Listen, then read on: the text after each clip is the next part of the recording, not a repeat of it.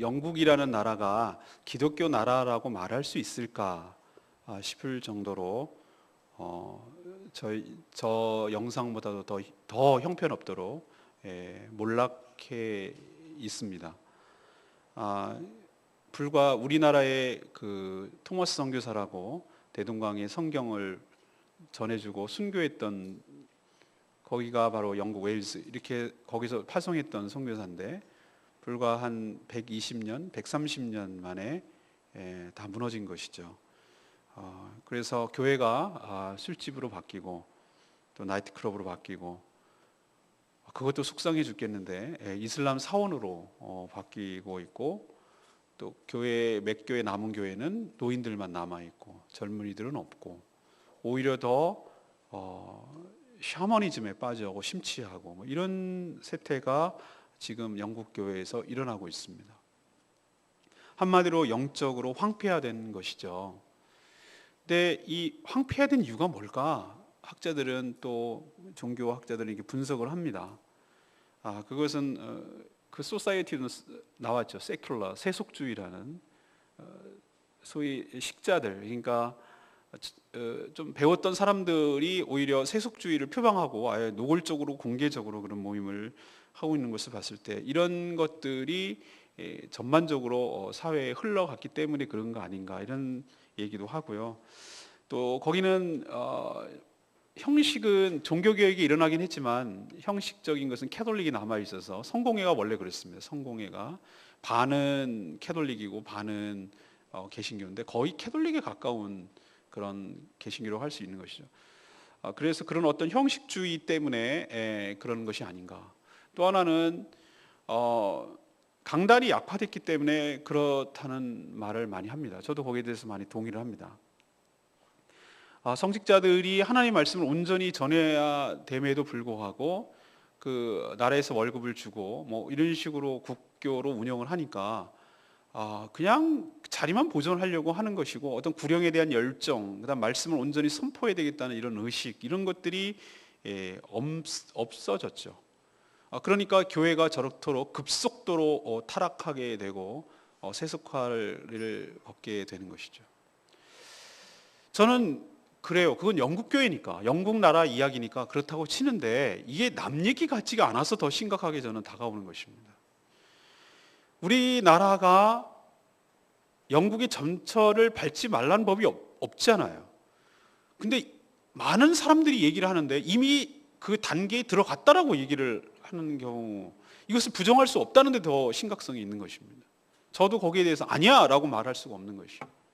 이미 한국 교회는 깊숙할 정도로 진행되고 있다라고 저는 판단이 됩니다. 여러 문제와 진단이 있겠죠. 근데 이대로 놔둬야 되겠습니까? 한국 교회가 이렇게 무너지도록 이렇게 놔둬야 되겠습니까? 그건 아니라고 생각이 되고요.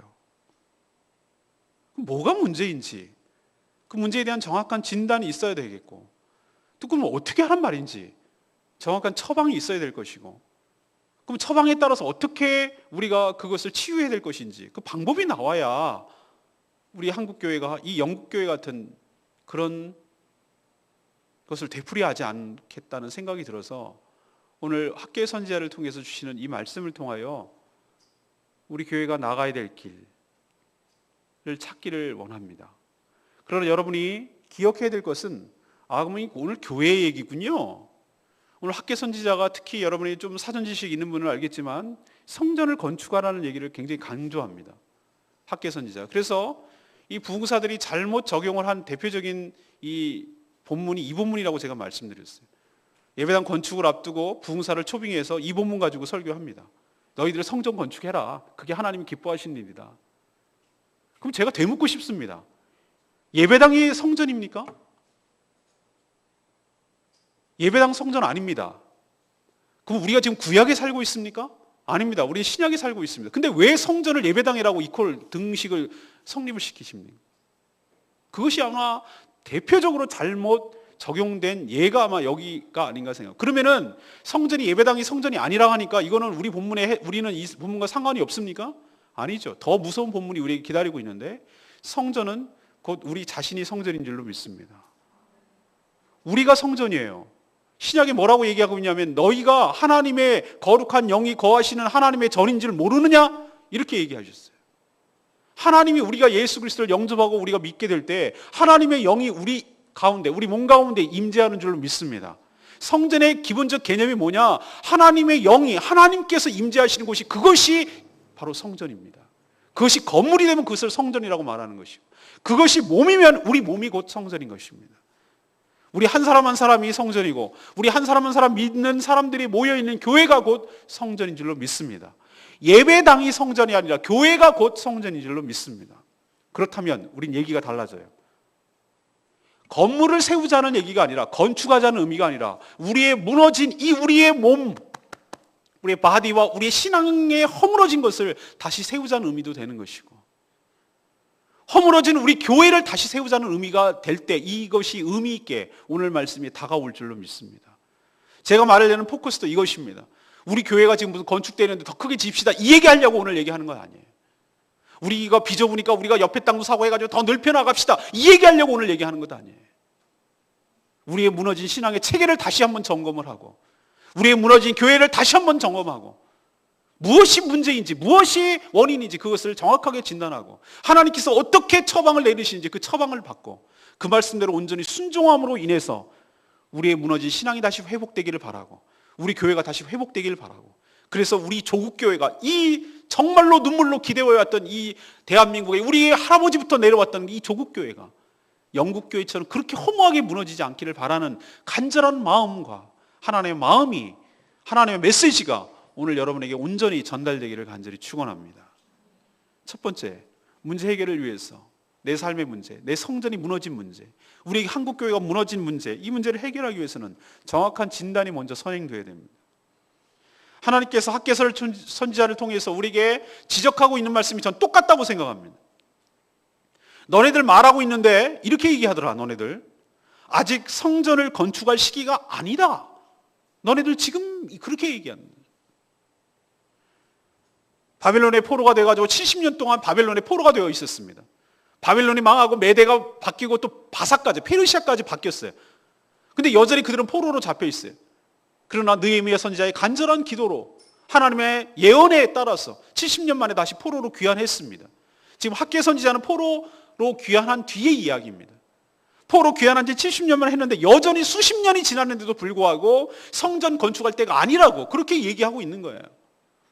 예, 그럴 수 있어요. 그 말이 일리가 있어요. 타당해요. 예, 자기 삶이 너무 어렵기 때문에, 먹고 사느라 바빠서, 아직 재원이 준비 안 됐기 때문에, 헌금이 없기 때문에, 그래서 그렇게 한다는 말이 맞을 것도 같아요. 근데 하나님은 그런 뜻으로 말하는 게 아니에요. 너희들이 그게 핑계고 합리화하고 거짓말이라고 얘기를 하는 거예요. 정말 너희들이 형편이 어렵고 그렇다면 너희들은 집은, 너희들의 삶은, 너희들의 생업은 또 똑같아야 되잖아요. 형편없어야 되고 어렵고 힘들어야 되잖아. 근데 그게 아니에요. 성전은 황폐화되고 성전을 지을 생각도 안 하고 완전히 쑥대밭이 돼가지고 풀밭이 나가지고 완전히 짐승들이 야생동물이나 왔다 갔다 거리고 그렇게 돌이 돌 위에 무너져가지고 완전히 그냥 무슨 고적 유적지처럼 돼버렸는데도 불구하고 너희들 집은 어떻게 짓고 있느냐? 너희들은 최고급 자재를 갖다, 건축 자재를 갖다, 그 당시로 치면 판벽이라고 말하는 것은 통돌을 말하는 거예요. 통돌. 우리로 치면 대리석을 갖다가 쪼각내가지고 쫙 갈아가지고 그 대리석을 붙여가면서 집을 짓고 있는 거예요. 하나님께서 기가 막히게 하는 부분은 그 부분입니다. 그래, 너희들 성전한 때가 안 됐다고 말한다면 너희 집도 그렇게 어려워서 못 져야 되는데 너희 집은 엄청나게 열심으로 최고급으로 짓느니라고 정신이 없고 혈안이 돼가지고 열심히 짓느라고 하면서 말은 성전은 아직 건축할 시기가 안 됐다고 말하는 너희들의 이중성, 그의 위선적인 삶의 태도, 우선순위의 문제, 이것이 너희들의 문제라고 지금 진단하고 있어요.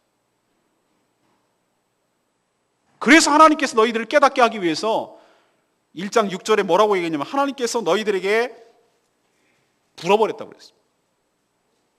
이 불어버렸다는 얘기는 하나님의 징계가 따라왔다는 얘기예요.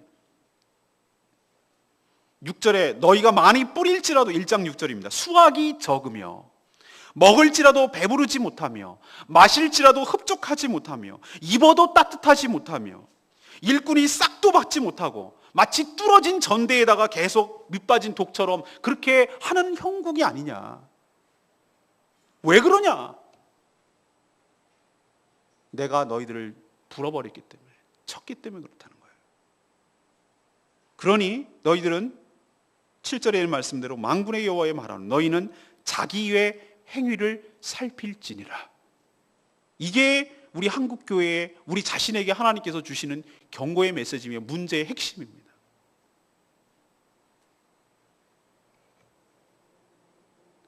그러면 우리는 이렇게 오해할 수 있습니다. 하나님은 그렇게 건축물이 중요합니까? 성전 건축하는데 그렇게 목숨을 거십니까? No. 하나님은 천지 만물이 하나님의 집이신 줄로 믿습니다. 하나님은 어디 건물에다 가둬두실 분이 아니에요. 솔로몬 성전을 그렇게 지었을 때도 마찬가지예요. 하나님께서 뭐라고 그랬냐면 천한 만물이, 솔로몬이 그 성전식을 다 건축하고 그것을 입당식 할 때 한 기도문 중에 나오는 얘기예요. 하나님이 이 건물이 얼마나 우리 눈에는 화려하게 보이지만 얼마나 누추하겠습니까? 하나님이 이런 건물에 갇혀가지고 지낼 분이 아닌 것을 제가 잘 알고 있습니다. 그런데도 하나님조차고 이것을 한 것이 아니라 우리 때문에 여기에 머물러 주시니 감사합니다. 성전이 왜 건축했냐고요? 하나님 짓고 하나님 좋은 집 지어드려가지고 거기 머무시려고 지었다고 생각하면 진짜 착각이에요. 그게 아니고 그렇게 성전을 지었을 때 백성들이 하나님을 찾으려고 할 때 어디로 와야 될지 모르는데 이스라엘 백성들이 하나님을 찾고 하나님을 만나고 싶은 그 장소를 위해서 만나 주시기 위하여 하나님께서 그 성전에 머물러 주어 주시는 줄로 믿습니다. 인간 측면에서 배려해 주시는 것이라고요. 근데 인간은 착각을 해요. 화려한 건축물에 하나님은 자동적으로 있어야 되고 하나님이 굉장히 흡족해 여기실 줄로 착각하신단 말이에요. 착각하고 있단 말이에요. 지금도 똑같은 원리를 지금 작용하고 있어요. 하나님께서 너희들 성전을 건축하라. 오늘 8절에 뭐라고 그랬어요? 너희는 산에 올라가서 나무를 가져다가 성전을 건축하라. 이게 하나님의 솔루션인데, 그럼 하나님은 건축물에만 관심이 있느냐? 그게 아니에요. 하나님께서 왜 성전을 건축하라고 하냐면은 그 건축물에 목매는 것이 아니고 그 성전이 다시 복원이 돼야 제사가 망가졌던, 끊어졌던 그 제사가 다시 회복될 것이고, 제사가 회복되어야, 다시 말해서 예배가 회복되어야 하나님과의 관계가 다시 이스라엘 백성들과의 관계가 회복되기 때문에, 그 관계가 온전히 회복될 때 하나님의 축복과 하나님의 은혜가 너희들 삶 가운데 있기 때문에 그 첫 번째 작업으로 가장 먼저 우선순위에 따라서 가장 먼저 선행되어야 될 것이 그 무너진 건축을, 성전을 다시 건축하라고 말하는 그런 의미로 하나님께서 성전을 건축하라는 뜻이지, 내 집 다시 지어, 이게 말이 되니, 이런 의미로 건축물에 목매를 하고 하나님께서 아니라는 것, 그런 뜻으로 하는 것 아니라는 것 여러분 착각하지 마셔야 됩니다. 오늘 한국교회가 무너지고 우리 자신의 삶이 무너진 이유가 뭔지 아십니까? 제가 말씀드렸잖아요. 이건 교회에 해당되는 문제가 아니라 이 성전 건축은 바로 나에 대한 문제라고, 내 개인에게도 적용할 수 있는 문제라는 것이. 내 삶이 왜 이렇게 황폐화 됐습니까? 나는 애씁니다. 새벽부터 일어나서 밤늦게까지 일합니다. 죽으라고 내 몸이 상해가면서까지 일을 합니다. 근데 왜 내 손에 건져지는 건 없습니까? 왜 내 마음은 이렇게 허전합니까? 왜 죽으라고 했는데 내 손에서 내 들어오는 건 하나도 없습니까? 왜 뭔가 따뜻하게 옷은 그럴싸하게 비싼 걸 입는 것 같은데 왜 내 마음은 이렇게 시려오는 것입니까? 먹느라고 옛날보다 훨씬 더 많이 먹고 맛있는 거 먹고 감난 거 먹고 그러는데도 왜 나는 배부르지 못하는 것입니까? 그 이유는 딱 한 가지입니다. 하나님이 그렇게 하셨기 때문에. 하나님 그렇게 한 이유는 또 뭡니까? 우리 미워하십니까? 아니요. 하나님께서 깨닫게 하시기 위해서. 그럼 뭘 깨닫게 하시려는 것입니까? 너희들 행위를 살펴볼지니라. 무슨 행위를 살피라는 얘기입니까? 너희들이 지금 뭐가 잘못됐는지를 살펴보라는 것이. 너희 삶의 우선순위가 뭐가 망가져서 이렇게 엉망이 돼버렸는지를 살펴보라는 것이.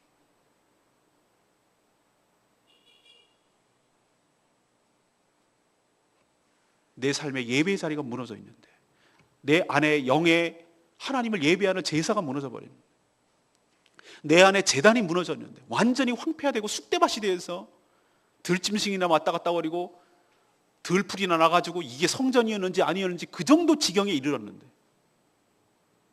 그건 그렇게 팽개쳐놓고 내 삶만 산다고 열심을 낸다고 그게 될 것 같으냐는 얘기예요. 너희들의 삶이 우선순위가 틀렸다는 거야. 하나님과의 관계를 먼저 회복하라는 거예요. 성전을 세우라는 의미는 건축을 하라는 의미가 아니라 너희들의 무너진 하나님과의 관계를 다시 회복하라는 의미예요.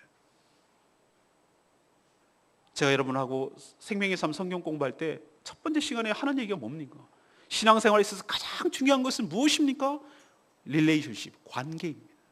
하나님과의 관계, 이웃과의 관계. 이 관계가 좋은 사람이 좋은 신앙인입니다.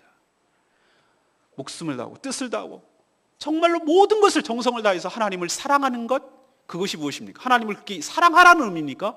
그런 사랑의 관계를 회복하라는 의미인 줄로 믿습니다. 내 이웃을 내 몸과 같이 사랑하라? 이것을 그렇게 지독스럽게 지극정성으로 사랑하라는 의미가 아닙니다. 이웃과의 관계를 다시 그만큼 회복하라는 의미입니다. 이 관계가 깨지고 났는데, 관계가 허물어졌는데 우리가 무엇을 한들 그것이 무슨 효과가 있으며 그것이 무슨 의미가 있겠느냐는 거예요. 것이에요. 오늘 하나님께서 우리 삶에 왜 나는 이 모양 이 꼴일까? 왜 나는 이렇게 쑥대밭이 되었나? 왜 한국교회가 이토록 무너졌는가? 이것에 대한 하나님의 진단은 뭐냐? 관계의 문제라는 거예요. 너의 삶의 우선순위의 문제라는 것이. 순서가 뒤바뀌었다는 거예요. 이것부터 해야 되는데 이것부터 하고 있다는 거예요. 하나님 관계부터 회복해야 되는데 딴 것부터 하고 있다는 거예요. 성전이 무너졌는데 너희들 집부터 짓고 있다는 거예요. 하나님의 제사를 온전히 회복해야 되는데 너희들 먹고 사는 문제부터 먼저 해결하려고 농사지는 일에 혈안이 되고 목축하는 데 혈안이 되고, 이게 잘못됐다는 거예요. 하나님께서 우선순위를 바로 잡으라는 겁니다. 여러분 명심하십시오. 내가 지금 겪고 있는 모든 삶의 문제는 뭐의 문제냐면은 내가 운이 없고 환경이 좋지 않고 조건이 나쁘고 상황이 안 좋고 불경기고 이래서 문제가 아니고 내 삶의 우선순위가 허물어졌기 때문이에요. 이거부터 회복될 때, 다시 말해서 하나님 중심의 삶이 아니라 내 삶을, 내가 중심적인 삶을 살아가기 때문에 내 삶이 이토록 황폐화된 것이고 이 교회가 이렇게 황폐화된 것입니다. 이 하나님의 진단에 우리는 동의하지 않으면 안 됩니다. 하나님의 이것에 예스라고 긍정하지 않으면 우리 문제는 아직까지 요원합니다. 해결할 방법이 없어요. 사랑하는 여러분, 가만히 오늘 말씀을 듣고 첫 번째로 생각해 보십시오. 나는 왜 이렇지라고 할 때 그 원인이 뭔지 오늘 지적하신 말씀대로 혹시 내가 우선순위의 문제가 잘 있는 건 아닌가? 내가 하나님과의 관계는 엉망으로 하면서 다른 일을 하면 살 수 있을 거라고 생각하고 그렇게 살아가는 것은 아닌가? 밤잠 더 줄이고 더 열심을 내고 더 일찍 일어나고 더 홍보하고 더 효과를 내고 뭐 이러면은 내 삶이 풀릴 거라고 생각하는가? 더 인맥을 더 형성하고 아는 사람 더 넓혀 나가고 이렇게 하면은 더 내 삶이 윤택하고 더 잘 될 거라고 착각하고 있지 않는가? 제가 기도의 시간에도 말씀드렸습니다만 그렇게 생각한다면 번지수 잘못 잡으셨습니다.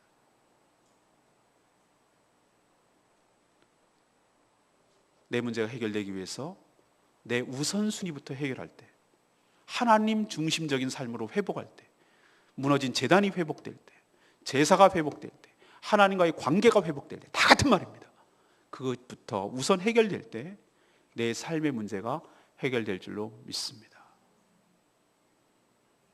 그럼 하나님께서는 어떻게 처방을 내리십니까? 오늘 1장 8절에 있는 말씀대로 너희는 산에 올라가서 나무를 가져다가 성전을 건축하라. 그리하면 내가 그것으로 말미암아 기뻐하고 또 영광을 얻으리라. 여호와가 말하였느니라. 이게 하나님의 처방입니다. 좋은 의사는, 어떤 의사가 좋은 의사냐? 정확하게 병명을 진단하고 정확하게 처방을 내리는 의사가 좋은 의사입니다. 하나님께서 우리 삶의 문제를 정확하게 진단하셨고 지금 정확하게 처방을 내리고 있습니다. 세 번째 얘기할 것은 바로 그건데, 처방을 내렸다고 해서 우리 문제가 해결되는 것은 아닙니다. 처방대로 순종할 때 해결될 줄로 믿습니다. 우리도 좋은 의사 만났어요. 당신 그렇게 살면은 성인병이 생겨가지고 큰 위험에 처합니다. 당장 식이요법 하시고 운동하십시오. 그걸 누가 몰라? 그런 처방, 진단과 처방은 알아요. 그런데 우리가 안 할 뿐이지. 그러면 우리 삶에 아무런 효과가 없는 것이. 그렇기 때문에 그 말씀을 듣는 우리의 태도가 굉장히 중요합니다. 학계 선지자를 통해서 이렇게 얘기를 했는데 이 말씀을 받아들이는 백성들의 반응이 중요했는데 이들이 정확하게 내린 진단과 처방을 순종하기로 따랐어요. 왜 그랬냐면은 이 학개 선지자가 하는 말이 학개라는 개인의 말이 아니라 하나님께서 보내신 대언자로 여겼어요. 학개가 하는 말은 이 개인의 말이 아니라 하나님의 말로 여겼다는 것이에요. 그래서 이 말을 하나님을 경외하는 말로 여겼기 때문에, 하나님을 경외했기 때문에 이 학개 선지자의 말을 존중하고 순종하기로 결정을 했어요. 이게 살 길이 열리는 잘 되는 집안에, 잘 되는 교회에, 잘 되는 개인의 특징 중에 하나입니다. 우리 삶이 바뀌게 될 때 나타나는 공통적인 현상 중에 하나는 뭐냐면은 하나님의 말씀의 자리에 나온다는 사실입니다. 그리고 그 나오는 것만 해서 그치는 것이 아니라 주의 종의 입술을 통해서 전달되고 선포되는 말씀을 개인의 인간 이상성의 말로 받아들이지 아니하고 하나님께서 나를 향해서 하시는 하나님의 메시지로 받아서 그 말씀을 무게감 있게 받아들이고 그 말씀을 하나님의 말씀으로 여기고 그 말씀대로 순종할 때 내 삶의 역사가 시작될 줄로 믿습니다. 맨날 그 소리, 목사님 우리 그걸 어떻게 알아요? 내 삶을 알아요? 이렇게 말하고 콧방귀를 끼고 우습게 여기고 그냥 오늘 그냥 설교하는 거니까 들었지 뭐 이렇게 여기고 가볍게 여기면 내 삶의 기적은 절대 안 일어나. 저는 학개 선지자의 계시를 받아서 그렇게 전달하는 것처럼 저 역시 하나님께서 오늘 본문을 결정하는 것, 오늘 무슨 설교를 해야 될지 결정하는 것조차도 내 마음대로 하지 않습니다. 못합니다. 여러분 잘 아시겠지만 제가 마음에 드는 본문을 선택할 수가 없어요. 제가 하고 싶은 얘기를 선택할 수가 없어요. 저희 교단에서 나오는 복 있는 사람이라는 그 큐티를 가지고 우리는 지난번까지 누가복음을 쭉 묵상했어요. 끝나고 나자 요엘 선지를 해서 지난주에 요엘 선지자에 대해서 얘기했어요. 이번 주는 한 주간 또 학개 선지자에 대해 묵상했어요. 학개 선지 오늘 말씀하잖아요. 어제부터 우린 신명기 본문이 들어갑니다. 다음 주는 신명기 말씀을 할 겁니다. 제가 선택하지 않아요. 그때마다 하나님께서 주시는 말씀이 그것조차도 제 의지와 상관이 없은 하나님께서 전달하고자 하는 말씀이라고 저는 믿어요. 저는 가감없이 있는 그대로 보태거나 더하지 않고 하나님의 말씀을 그대로 전달할 뿐입니다. 그러니 여러분은 그 말을 제 개인의 말로 받을 것이 아니라 하나님께서 나를 향한 말씀으로 알고 나를 향한 진단과 나를 향한 처방인 줄 생각하시고 그 말씀을 받아들이고 그 말씀을 경청하고 그 말씀에 순종할 때 여러분의 삶에 놀라운 역사가 시작될 줄로 믿습니다. 하나님의 말씀으로 받으니까 그리고 순종하려는 의지가 있으니까 성전의 기초를 쌓으니까 하나님께서 어떻게 역사하기 시작하냐면은 그 말씀으로 받을 때 마음이 감동이 일어났다고 말씀드렸어요. 오늘 말씀의 핵심이 바로 그거예요. 하나님께서 뭐라고 하냐? 마음에 감동이 일어났다고 했어요. 1장 14절을 보십시오. 여호와께서 스왈드의 아들 유다 총독 스룹바벨의 마음과 여호사닥의 아들 대제사장 여호수아의 마음과 남은 모든 백성의 마음을 감동시키심에 그들이 와서 만군의 여호와의 그들의 하나님의 전공사를 하였으니. 아멘입니까? 말씀의 은혜를 받은 사람의 가장 특징이 무엇인 줄 아십니까? 내 마음이 뜨기 시작하는 것이에요. 그것은 누가 역사하시는 것이냐면은 그 말씀이 그 사람 심령에 닿을 때 성령께서 그 마음을 움직이시는 것이에요. 그 마음을 뜨겁게 하는 거예요. 그 마음을 움직이게 하는 거예요. 돌짝밭 같은 내 마음, 누가 뭐라고 해도 내 고집대로 하던 사람이 성령의 말씀이 선포되니까 그 말씀이 그 마음에 닿으니까 변화가 시작되는데 내 마음이 변화가 되는 거예요. 우리 아버지도 내 배우자도 나를 바꾸지 못했어요. 얼마나 내 고집대로 살아온 사람인데 누가 나를 바꾸냐 말이에요. 그런데 바뀌게 되는데 말씀이 선포되고 그 말씀이 그 깊숙하게 심령 골수를 쪼개고 들어가니까 말씀이 터치하니까 그 영혼을 흔들어대니까 내 마음이 나도 모르게 바뀌는 거예요. 그렇게 십수년 동안 팽개쳐놨던 성전을 모든 성도들과 마음이 한 마음이 되어서 지도자와 한 마음 한 뜻이 되어서 웬일로 그동안 놔두고 아직 성전 건축할 때가 아니었다고 핑계나 대고 자기 집 짓는 일이나 열심히 내고 자기 목축하고 농사짓는 데나 힘쓰던 그런 사람들이 마음이 하나 되기 시작하더니만 다 같이 모여서 그렇게 무너졌던 성전을 다시 건축하기 시작하는 거예요. 이게 기적 중에 기적인 줄로 믿습니다. 이게 기적이 아니고 뭐겠습니까? 하나님께서 하시는 일이 이런 식이에요. 주의 선지자를 보내고 그 말씀을 선포하게 하시고 그 말씀을 받는 사람들이 아멘으로 받고 순종할 때 그 마음을 감동하게 하시고 실천으로 삶으로 옮겨지게 하시고 무너진 성전을 다시 회복함으로 하나님의 역사와 기적이 일어나도록 하는 것이에요. 성전이 완공될 때 하나님께서 거기에 임재하시고 그들을 축복하시고 그 영광 가운데 머물게 하시는 이 방식대로 하나님의 일의 순서대로 진행되는 줄로 믿습니다. 그렇다면 우리도 똑같습니다. 6월 1일 날 학계 선지자가 계시를 받았어요. 그 계시가 전 백성들에게 다 전파되는 데까지 23일이 걸렸어요. 마음과 뜻이 다 모아지고 6월 24일 날 다시 모여서 건축, 공사, 기초공사부터 다시 시작했어요. 그러자 하나님께서 뭐라고 선포하시냐면은 오늘부터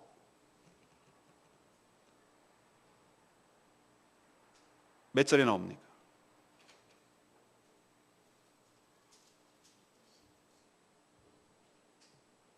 2장 18절 너희는 오늘 이전을 기억하라. 아홉째 달 24일 곧 여호와의 성전 지대를 쌓던 날부터 기억해봐라. 종자도 없고 나무 열매도 없었는데 19절에 그러나 오늘부터는 내가 너희에게 복을 주리라. 기억하십시오.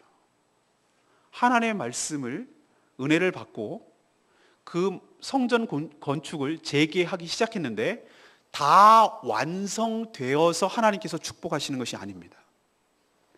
성전 기초를 다시 놓으려고 마음을 먹고 시작을 하니까 하나님께서 그 날을 기점으로 하나님께서 축복하여 주시는 줄로 믿습니다. 그 전까지는 형편없었어요. 창고에 먹을 것도 없고 곡식도 없었어요. 근데 그때 시점부터 하나님께서 놀랍도록 축복하십니다. 제가 기도의 시간에도 말씀드렸습니다만 하나님은 우리의 자세와 태도를 보시는 줄로 믿습니다.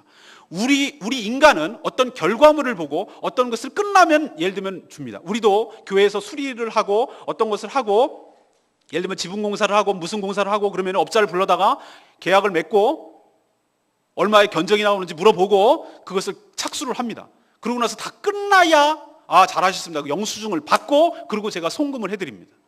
이게 인간의 순서예요.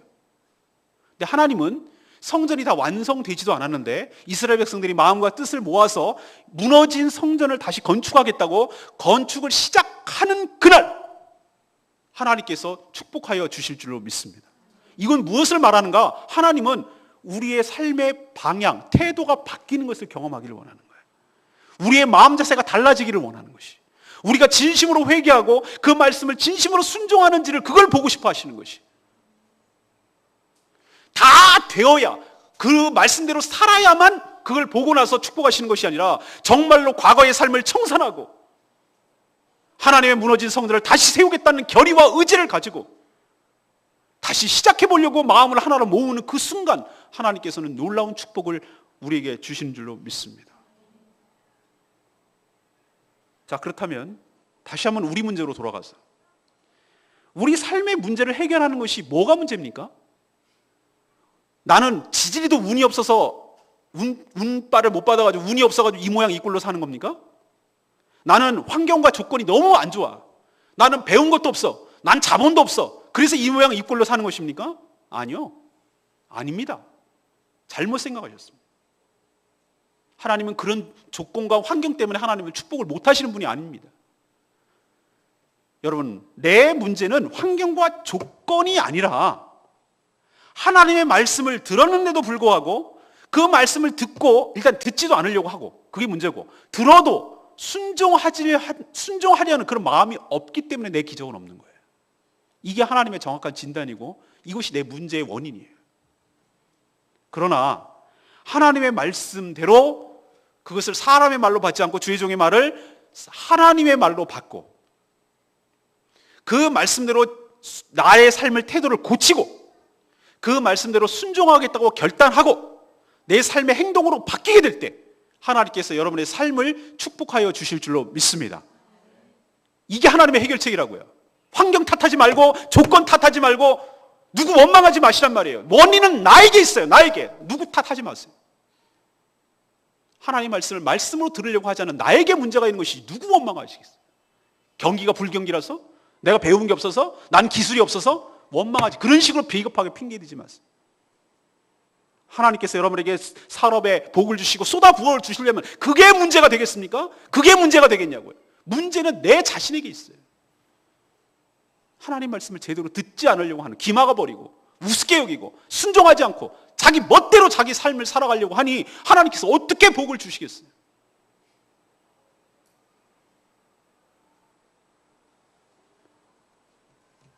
또 마지막 하려는 얘기가 있습니다.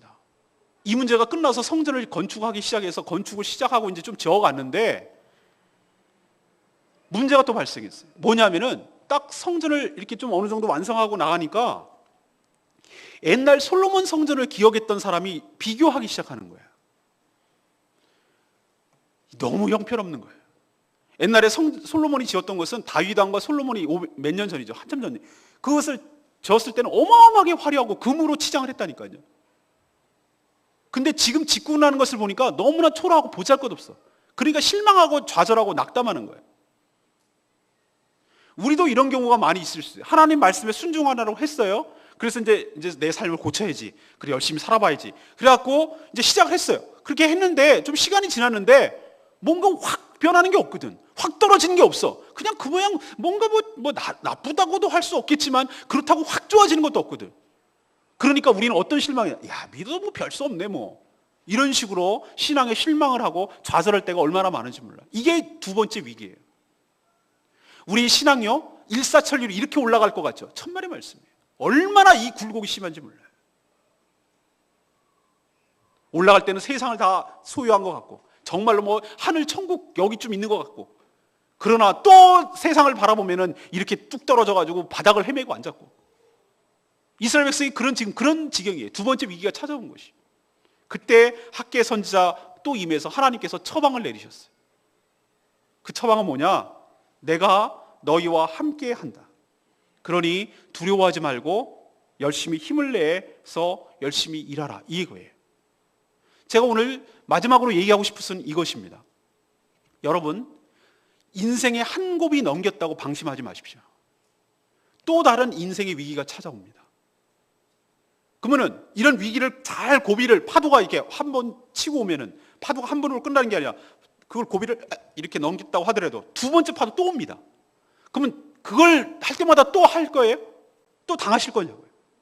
그러면 우리가 항상 어떻게 되냐면은 문제가 올 것을 대비하고 하나님의 그 방법대로, 하나님 말씀대로 해결할 수 있도록 끊임없이 계속해서 하나님의 말씀을 경청해야 할 때, 하나님의 말씀을 잘 받아들일 때, 그때 내 인생의 파도를, 인생의 문제를 잘 넘어가게 될 줄로 믿습니다. 하나님께서 두 번째로 지금 또 얘기하시잖아요. 뭐라고 얘기하냐면 이거예요. 너희들 보잘것없고 초라하다고 너희들 지금 실망하느냐? 그렇게 생각하지 마라. 중요한 것은 이 화려한 외형적인 건축물이 아니라 내가 여기에 있다는 사실이 중요한 것이야. 성전의 핵심은 네가 솔로몬 성전보다 더 화려하고 크게 지었다고 하더라도 내가 없다면 그것은 아무 의미가 없는 것이다. 그러나 더 작고 초라하고 조그맣다 하더라도, 너희들이 지은 것이 보잘것없다 하더라도 내가 거기에 있겠다고 하면 그것은 바로 영광스러운 것이고 그것은 바로 축복인 것이다. 그러니 외형적인 화려함에, 외형적 남과 비교하고 내 전과 비교하고 내가 잘 나갔을 때 비교하고 옆에 교회랑 비교하고 옆집 아저씨랑 비교하고 내 친구랑 비교하고 그런 짓 하지 말고, 하나님이 나와 함께 하고 있는지가 핵심이니까 거기에 착안을 해서 내가 너희와 함께 하고 있다는 말에 위안을 얻고 실망하거나 좌절하지 말고 다시 용기를 내서 하던 일 마무리 지어라. 이것이 하나님의 두 번째 처방이에요. 하나님께서 이스라엘 백성들이 뭐라고 얘기했냐면 내가 너희와 함께 하겠다, 두려워하지 말라고 한 두 가지 근거는, 하나는 언약 관계 때문에 너희들과 여전히 언약 관계를 맺고 있었어. 나는 너희 하나님이 되고 너희는 나의 백성이 되리라고 하는 이 언약 관계가 여전히 유효하다는 거예요. 그리고 하나님의 영, 성령님이 너희 가운데 임하고 있다는 뜻이에요. 오늘 5절에 있는 말씀 그 얘기입니다. 오늘 아까 2장 5절에 읽었는데 너희가 애굽에서 나올 때 내가 너희와 언약한 말과, 이건 하나님의 언약입니다. 그리고 나의 영, 이 성령입니다. 성령이 계속해서 너희 가운데 머물러 있나니 너희는 두려워하지 말지어다. 두려워하지 말라고. 내가 너희와 함께 하니까. 그리고 6절에 땅과 하늘을 진동할 것이다. 7절에 모든 나라를 진동할 것이다. 모든 나라의 보배가 너희 성전으로 다시 모이게 할 것이다. 이 성전의 영광이 충만하게 되리라. 그러니 실망하거나 좌절하지 말아라 이거예요. 너희들 형편이 지금 초라하고 보잘것없다고 현재의 모습으로 너희들을 지금 결정적으로 생각하지 말라 이거예요. 현재의 여러분의 모습이 다가 아니란 얘기예요. 하나님께서 우리에게 그렇게 얘기하고 있습니다. 이 말씀을 우리에게 적용하면 그 얘기입니다. 너희들 지금의 모습으로 초라하게 여기지 마라. 여러분의 지금 현재의 모습이 여러분의 모습이 다가 아닐 줄을 믿습니다. 보세요. 하나님께서 언약이 계속 유효하고 하나님의 영이 성령이 여러분 가운데 임할 테니 땅을 진동하고 하나님께서 열방을 진동하여서 세계 여러 나라의 모든 보물들이 너희 가운데 임하게 될 줄로 믿는다. 나중 영광이 지금 이전 영광보다 훨씬 더 크리라. 이것이 하나님의 비전이에요. 여러분을 향한 하나님의 마음이라고요. 그러니 여러분 지금 현재의 모습 속에 좌절하거나 현재의 내 모습 속에 실망하거나 그렇게 되지 않기를 원합니다. 이전 영광이 나중 영광이 이전 영광보다 훨씬 더 크리라. 지금 현재 여러분의 모습보다 하나님은 나중에 여러분의 모습을 지금 지켜보고 계시고 지금 그것을 기대하고 계시기 때문에 지금 축복하시고 기다려주시고 참고 계시고 더 은혜를 부어주시는 줄로 믿습니다.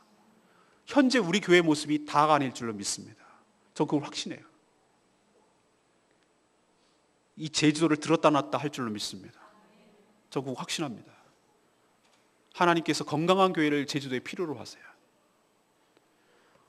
작고 초라한 교회, 이 사이즈 갖고 여러분 그렇게 하지 마세요.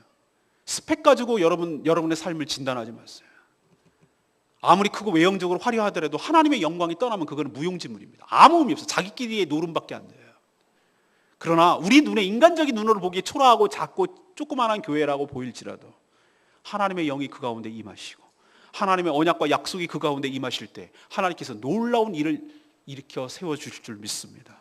땅을 진동하고 모든 열방의 보물을 이곳에 머물게 하시고 그 보물이 꼭 무슨 돈의 금전이 문제가 아니라 보물 같은 성도들을 하나님께서 모아주실 줄로 믿습니다. 그래서 그 영광이 가득하게 되리라. 우리 교회를 향한 하나님의 비전이고 하나님의 마음인 줄로 믿습니다.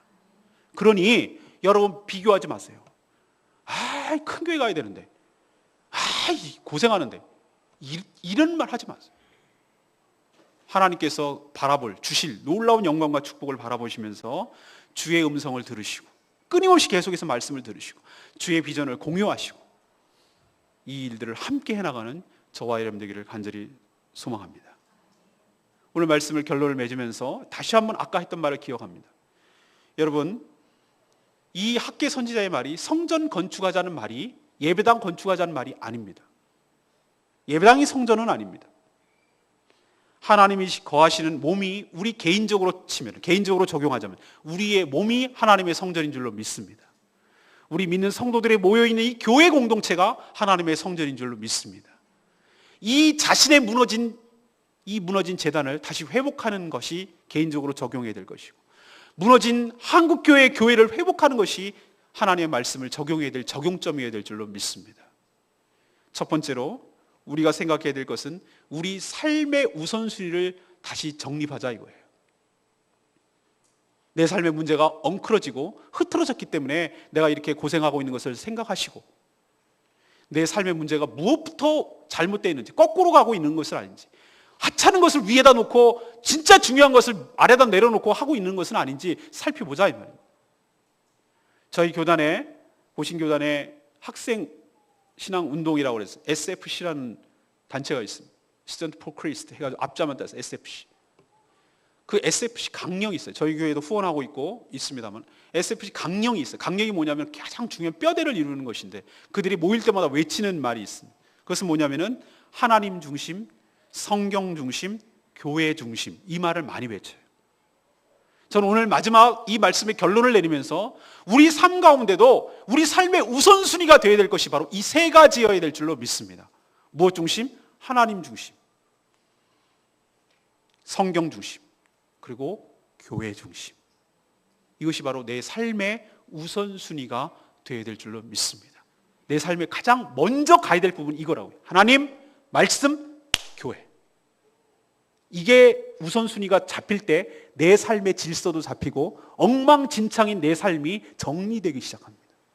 그때 비로소 내 삶의 혼란과 이 어려움들이 극복되고 내 삶이 온전하게 하나님의 축복과 은혜 가운데 들어가게 될 줄로 믿습니다. 두 번째는 하나님의 진단과 하나님의 처방을 귀담아 듣고 존중하시길 바랍니다. 특별히 주의 종의 말씀을 통해서 전달되는 말씀을 듣기 좋은 말만 들으려고 하지 마십시오. 오늘 주일학교 설교할 때 그 얘기했어요. 아방이 400명의 선지자 얘기는 그거는 자기 입에 그냥 혀에 넣는 귀에 쏙쏙 들어온 얘기만 하거든요. 입 빨린 얘기. 왕이시여 가면 승리하실 것입니다. 왕밖에 없습니다. 이 세상에서 왕만큼 싸움 잘하는 사람이 어디 있습니까? 그런 가짜 선지자가 400명이 주변에 진치고 있었어요. 우리도 설교를 들을 때 자기가 듣고 싶은 말만 들어요. 여러분 축복 받을 것입니다. 여러분 잘 될 겁니다. 이런 얘기는 쏙쏙쏙쏙 툭 들어와요. 근데 아주 불편한 얘기. 여러분 죄를 회개하십시오. 그렇게 살다 죽습니다. 라고 말하면 또 그 소리 한다고. 여러분 입에 쓴 약이 몸에는 좋습니다. 하나님께서 여러분의 문제를 정확하게 진단하시고 그것을 처방을 내리는데 저런 의사 필요 없다고 그럼 몰라서 못하나 이런 식으로 무시하면 의사가 문제가 아니라 내 삶이 문제가 되는 것입니다. 주의 종의 말을 여러분 귀담아 들으시고 여러분에게 순종할 때 마음의 태도와 여러분의 자세만 바꿔도 하나님께서 여러분의 마음을 뜨겁게 감동하시고 놀라운 역사가 여러분의 삶에서 시작될 줄로 믿습니다. 우리가 무너지지 않은 이유, 미래가 지금보다 더 나아질 거라는 근거는 두 가지입니다. 하나님의 영광이 우리 가운데 있을 거라는 이유는 하나님과의 관계 때문이고 그건 언약 관계를 의미합니다. 그리고 성령께서 우리와 함께 하시기 때문에 그런 줄로 믿습니다. 그냥 밑도 끝도 없이 낙관론적으로 우리가 나중에 잘 될 거야 그렇게 말하는 것이 아니라 하나님께서 우리 교회를 향한 약속, 그리고 하나님께서 우리 가운데 머물고 계신 성령님, 이것을 통해서 하나님께서 놀라운 역사를 우리 교회를 통해서 제주도를 진동하는, 제주도를 들었다 놨다 하는, 제주도 넘어서서 이 세상 열방을 들었다 놨다 하는 영광스러운 교회, 하나님의 평강과 하나님의 영광이 넘쳐나는 교회로 바꿔가게 될 줄로 믿습니다. 여러분도 그렇게 될 것이고 우리 교회도 그렇게 될 줄로 믿습니다. 이것이 우리 자신과 우리 교회를 향한 하나님의 메시지입니다. 오늘 말씀 붙들고 기도하며 나아가며 기도하기를 원합니다. 찬양.